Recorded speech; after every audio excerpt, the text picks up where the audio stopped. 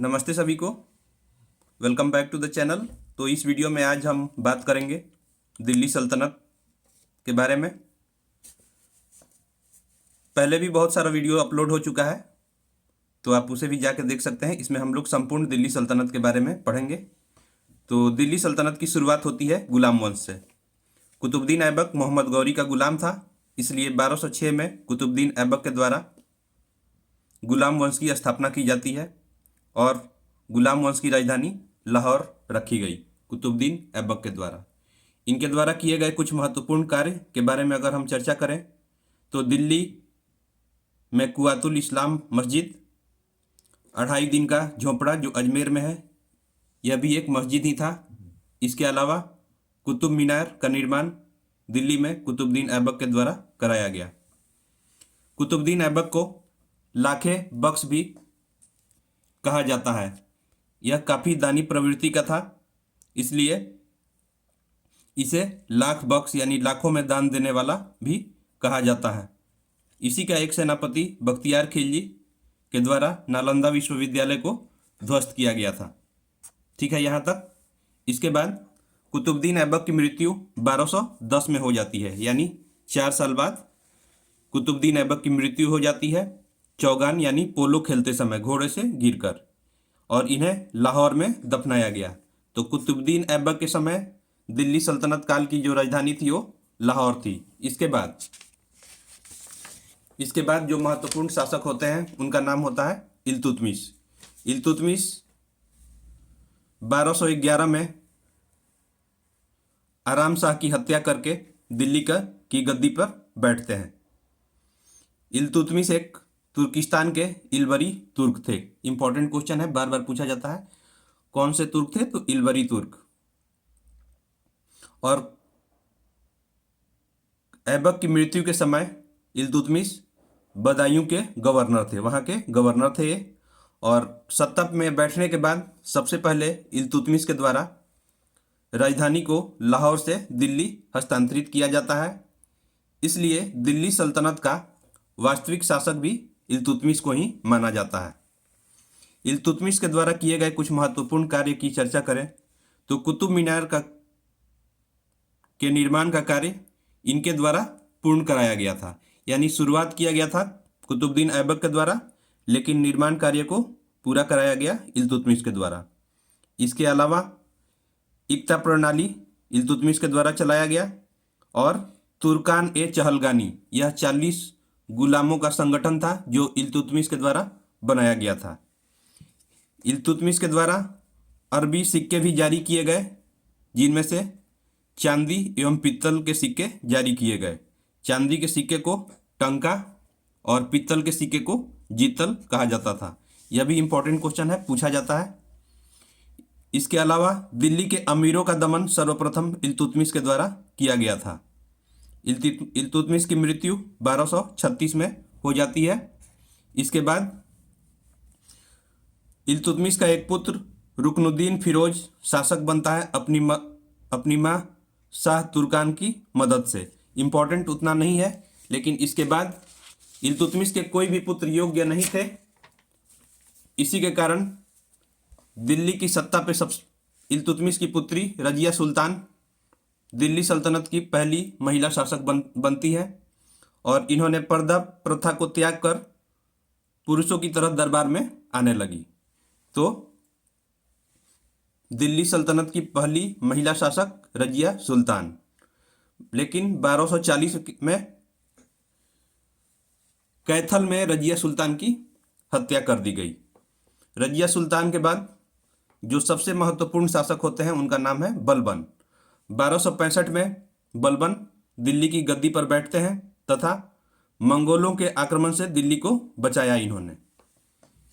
बलबन का वास्तविक नाम बहाउद्दीन था, और दिल्ली की गद्दी पर बैठने के बाद सबसे पहले बलबन ने तुर्कान ए चहलगानी का विनाश किया। तुर्कान ए चहलगानी जो 40 गुलामों का संगठन था, इल्तुतमिश के द्वारा बनाया गया था, उसको बलबन ने उसका विनाश किया। इसके बाद बलबन के द्वारा राज दरबार में 2 प्रथा की शुरुआत की गई, सिजदा और पैबोस। सिजदा के तहत सुल्तान के सामने झुकना होता था और पैबोस के तहत सुल्तान के पैर को चूमना होता था। फारसी त्यौहार नौरोज मनाने की भी प्रथा बलबन के शासनकाल में ही शुरू हुआ। तो फारसी नौरोज क्या था? एक फारसी त्यौहार था। फारसी के साल का पहला दिन होता है नौरोज। तो यह प्रथा शुरू की गई बलबन के द्वारा। बलबन अपने शत्रुओं के विरोध में लौह एवं रक्त यानी आयरन एंड ब्लड की नीति अपनाई। क्वेश्चन बार बार पूछता है आयरन और ब्लड की नीति किसने अपनाई? तो बलबन के द्वारा अपनाया गया था। इसके बाद बलबन के जो दरबारी कवि थे अमीर खुसरो थे। अमीर खुसरो बलबन के दरबारी कवि थे और इन्हें तूतीय हिंद कहा जाता था। बलबन के बाद गुलाम वंश के जो अंतिम शासक होते हैं उनका नाम रहता है शमसुद्दीन कैमूर्स। यानी गुलाम वंश के जो अंतिम शासक थे उनका नाम था कैमूर्स। ठीक है। गुलाम वंश के बाद दिल्ली सल्तनत में खिलजी वंश की स्थापना की जाती है 1290 में, जो 1290 से 1320 तक चलता है। खिलजी वंश के संस्थापक जलालुद्दीन फिरोज खिलजी थे, जो 1290 में खिलजी वंश की स्थापना करते हैं। खिलजी वंश की राजधानी किलोखरी को बनाया गया। जलालुद्दीन फिरोज खिलजी के बाद जो सबसे महत्वपूर्ण शासक होते हैं अलाउद्दीन खिलजी। 1296 में यानी 1296 में दिल्ली का सुल्तान बनाया गया और इनके द्वारा कुछ महत्वपूर्ण कार्य किए गए, जैसे कि सेना को नगद वेतन देना यानी कैश में पेमेंट देना शुरू हुआ अलाउद्दीन खिलजी के समय में, और अस्थाई सेना की भी नींव यानी परमानेंट आर्मी की नींव अलाउद्दीन खिलजी के समय रखी गई। घोड़ा दागने और सैनिकों की हुलिया लिखने की भी प्रथा अलाउद्दीन खिलजी के द्वारा शुरू किया गया। और भू राजस्व का दर 1/2 भाग उस समय लिया जाता था, यानी हाफ, उपज का हाफ ले लिया जाता था। मूल्य नियंत्रण प्रणाली को भी लागू करने का प्रयास किया गया अलाउद्दीन खिलजी के द्वारा, यानी डिमांड सप्लाई जो होता है मार्केट का उसको नहीं फॉलो करके डायरेक्ट सभी मूल्य को फिक्स कर देना। अलाउद्दीन खिलजी के द्वारा कुछ निर्माण कार्य किए गए, जैसे कि अलाई दरवाजा, सीरी का किला, हजार खंभा महल। 3 महत्वपूर्ण निर्माण अलाई दरवाजा, सीरी का किला और हजार खंभा महल, जिसमें अलाई के दरवाजा को इस्लामी वास्तुकला का रत्न कहा जाता है। बाजार नियंत्रण के लिए अलाउद्दीन खिलजी के द्वारा कुछ नवीन पद भी बनाए गए, जैसे दीवाने रियासत। यह पद पूरे बाजार के व्यवस्था को संचालन करता था। पहले जो दीवाने रियासत थे उनका नाम मलिक याकूब था। इसके अलावा सहनाए मंडी एक पद बनाया गया जो बाजार का अधीक्षक होता था, और बरीद जो होता था वो बाजार के अंदर घूमकर निरीक्षण करता था। 2 तरह के भूमि थे, जैसे खालसा भूमि हुआ जो डायरेक्ट सुल्तान के नियंत्रण में होता था, और खम्स जो होता था, लूट के धन को खम्स कहा जाता है। पहले 1/4 भाग लिया जाता था, लेकिन अलाउद्दीन खिलजी के समय में 3/4 भाग कर दिया गया। इसके अलावा 2 अन्य कर लगाए गए, जैसे चराई कर जो दुधारू पशुओं पर लगाया जाता था, और गढ़ी यानी घर एवं झोपड़ियों पर लगाया जाने वाला कर। तो चराई दुधारू पशुओं पे और गढ़ी घरों पे लगाया जाने वाला कर। ठीक है।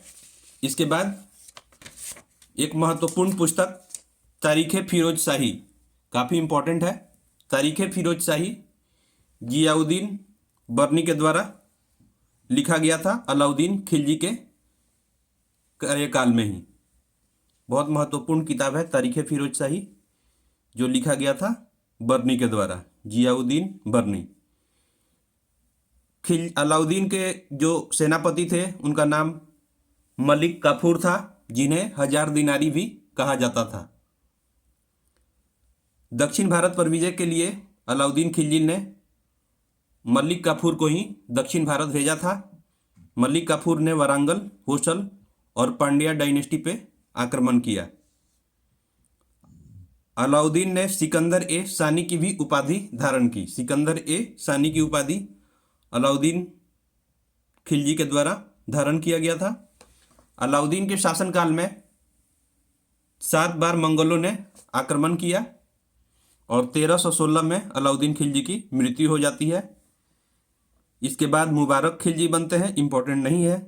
खुसरो शाह जो खिलजी वंश के अंतिम शासक होते हैं और इनकी हत्या गाजी मलिक यानी कि गियासुद्दीन तुगलक के द्वारा की जाती है और इसके बाद दिल्ली सल्तनत में तुगलक वंश की स्थापना होती है।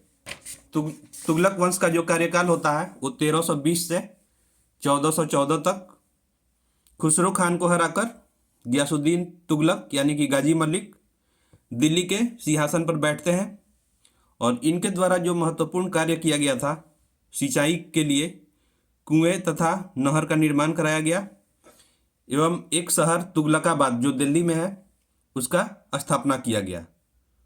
तुगलकाबाद की स्थापना किसके द्वारा की गई? तो गयासुद्दीन तुगलक के द्वारा। 1325 में अपने पुत्र द्वारा ही बनाए गए महल में दबकर गियासुद्दीन तुगलक की मृत्यु हो जाती है और उनके पुत्र का नाम था जौना खान, जो आगे चलकर मोहम्मद बिन तुगलक के नाम से जाने गए। मोहम्मद बिन तुगलक 1325 में दिल्ली की गद्दी पे बैठते हैं। मोहम्मद बिन तुगलक सभी सुल्तानों में सबसे योग्य और सबसे शिक्षित व्यक्ति थे और इन्हें पागल बादशाह के नाम से भी जाना जाता था, क्योंकि कार्य तो इनके नेक थे लेकिन इनका कोई भी कार्य सक्सेसफुल नहीं हुआ। इनके द्वारा 5 महत्वपूर्ण कार्य किए गए और पांचों कार्य जो था वो असफल रहा। पहला कार्य जो किया गया, कर लगाया गया दोआब क्षेत्र में। दोआब होता है 2 नदियों के बीच में जो जगह होता है, जो भूमि होती है, उसे दोआब के नाम से जाना जाता है। तो गंगा यमुना दोआब में कर की वृद्धि की गई। 2 तरह का कर, घरी और चराई, हाउस टैक्स और पास्चर टैक्स लगाया गया, लेकिन वहाँ पे बारिश नहीं हुई और इसके वजह से किसान असफल रहे टैक्स देने में। कृषि के विकास के लिए मोहम्मद बिन तुगलक के द्वारा अमीर ए कोही, बहुत इंपॉर्टेंट विभाग था, अमीर ए कोही की स्थापना की गई कृषि के विकास के लिए। तो पहला कार्य था इनका कर लगाना दोआब क्षेत्र में। दूसरा कार्य राजधानी को बदला गया। दिल्ली से देवगिरी को राजधानी बनाया गया। देवगिरी का नाम दौलताबाद भी था। तीसरा कार्य सांकेतिक मुद्रा चलाया गया।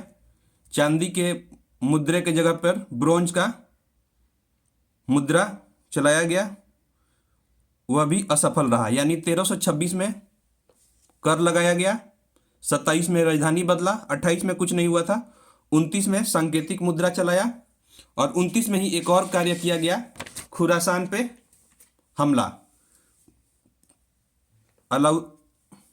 खुरासान पे हमला 1329 पर किया गया, जिसमें भी वह असफल रहे। इसके बाद जो लास्ट था, चौथा पांचवा, कराचील पर 1330 में वहाँ के जनजाति पर हमला किया, लेकिन ये जनजाति हिमालय के कुमाऊं क्षेत्र के थे और इनके सैनिक असफल रहे वहाँ लड़ने में, और ऐसा माना जाता है कि एक भी सैनिक वहाँ से वापस लौट के नहीं आए थे कराचील पे हमला के समय में। इसके बाद ही इनकी मृत्यु हो जाती है। एक महत्वपूर्ण है, इन्हीं के शासनकाल में मोरक्को यात्री इब्न बतूता आए थे 1333 में। तो इब्न बतूता कहाँ के थे? तो मोरक्को के। कब आए थे? तो 1333 में। किसके शासनकाल में? तो मोहम्मद बिन तुगलक के शासनकाल में आए थे और इनके द्वारा एक महत्वपूर्ण पुस्तक रेहला लिखी गई थी। ठीक है। इसके बाद फिरोज शाह तुगलक 1351 में शासक बनते हैं और ये बनते ही सबसे पहले 1351 में ही जगन्नाथपुरी मंदिर को इनके द्वारा ध्वस्त किया गया था। ब्राह्मणों पर जजिया कर लगाने वाला यह पहला मुस्लिम शासक था। इनके द्वारा कुछ नगर की स्थापना की गई, जैसे कि जौनपुर, फिरोजपुर, फिरोजाबाद और फतेहाबाद। पहला तो तीनों इन्हीं के, ये फिरोजपुर, फिरोजाबाद और फतेहाबाद तीनों एफ से है, तो ये याद हो सकता है। और जौनपुर इन्होंने मोहम्मद बिन तुगलक के याद में जौनपुर शहर की स्थापना की थी। फिरोज तुगलक के शासनकाल में दासों की संख्या सबसे ज़्यादा थी, तो एक इम्पॉर्टेंट है, सबसे ज़्यादा दासों की संख्या फिरोज तुगलक के शासनकाल में। इसके अलावा मेरठ और टोपरा में जो अशोक स्तंभ था उसको दिल्ली में स्थापित किया गया। फिरोज शाह तुगलक के द्वारा एक विभाग बनाया गया, दीवाने खैरात। एक बनाया गया था दीवाने कोही, और ये है दीवाने खैरात। तो दीवाने खैरात बनाया गया फिरोज शाह तुगलक के द्वारा, जिसमें गरीब लड़कियों को शादी के लिए मदद किया जाता था। फिरोज शाह तुगलक ने 4 तरह का अपने शासनकाल में कर लगाया जो कुरान पर आधारित था। खराज, जिसे हम लोग लैंड या भूमि कर के नाम से जानते हैं, खराज, जो 1/10 भाग लिया जाता था टोटल कुल उपज का। जकात, प्रॉपर्टी टैक्स, जो 2% लिया जाता था। जजिया, जो नॉन मुस्लिम पॉपुलेशन पे लगाया जाता था, जैसे हिंदू लोगों पे। और खम्स, लूट के धन को खम्स कहा जाता था, जिसका 1/5 हिस्सा लिया जाता था। तुगलक वंश के जो लास्ट अंतिम शासक थे उनका नाम था नसीरुद्दीन महमूद, और इनके शासनकाल में ही तैमूर लंग ने 1398 में दिल्ली पर आक्रमण किया। तो इसके बाद शुरू होती है सैयद वंश। सैयद वंश 1414 से 1451 तक रहा। सैयद वंश की स्थापना खिज्र खान के द्वारा की गई। इसके बाद मुबारक शाह सैयद वंश में महत्वपूर्ण शासक थे, और इनके द्वारा यमुना नदी के किनारे मुबारकाबाद शहर की स्थापना की गई। सैयद वंश के जो अंतिम शासक थे उनका नाम था आलम शाह। आलम शाह के बाद लोधी वंश की स्थापना होती है 1451 में, जो 1526 तक चलता है। लोधी वंश की स्थापना बहलोल लोधी ने की, और 1451 लोधी जो थे वो अफगानी थे। एक इम्पॉर्टेंट है ये कि लोधी वंश अफगान ओरिजिन के थे, अफगानी थे ये लोग। तो 1451 में सुल्तान की उपाधि नहीं धारण करके इन्होंने गाजी की उपाधि धारण की और दिल्ली के गद्दी पर बैठा। बहलोल लोधी के बाद सिकंदर लोधी लोधी वंश का महत्वपूर्ण शासक बनता है, और सिकंदर लोधी के द्वारा आगरा शहर की स्थापना की गई, और राजधानी को दिल्ली से आगरा परिवर्तन कर दिया गया। शहर की स्थापना की और राजधानी को भी बदल दिया। इसके अलावा ज्वालामुखी मंदिर को ध्वस्त किया गया, जो नगरकोट में था। भूमि मापने के लिए जो यंत्र बनाया गया, गज ए सिकंदरी, सिकंदर लोधी के द्वारा ही, जो 32 डिजिट में होता था। कविता के काफ़ी शौकीन थे सिकंदर लोधी, तो जो कविता लिखा जाता था वो गुलरुखी नाम से कविता लिखते थे, और मोठ की मस्जिद का निर्माण सिकंदर लोधी के द्वारा ही कराया गया था। इसके बाद इब्राहिम लोधी, जो लोधी वंश के अंतिम शासक थे। दौलत खान लोधी उस समय पंजाब के गवर्नर थे। इनके द्वारा बाबर को आक्रमण करने का निमंत्रण दिया जाता है, और 1526 में बाबर दिल्ली पर हमला करता है, जिसे हम लोग पानीपत की प्रथम लड़ाई के नाम से जानते हैं, जो बाबर और इब्राहिम लोधी के बीच में हुआ। इसमें इब्राहिम लोधी मारा जाता है। तो यह एकमात्र सुल्तान था जो युद्ध भूमि में मारा गया, वह था इब्राहिम लोधी। इसी के साथ दिल्ली सल्तनत समाप्त होता है, और उसके बाद बाबर के द्वारा मुगल साम्राज्य की नींव रखी जाती है भारत में। आई होप आपको ये वीडियो अच्छा लगा होगा। ऐसे ही वीडियो से जुड़े रहने के लिए हमारे चैनल को सब्सक्राइब करें, वीडियो को लाइक करें, कमेंट करें अगर कोई डाउट हो तो, और ये वीडियो कंटिन्यू रहेगा। Thank you all, thank you so much.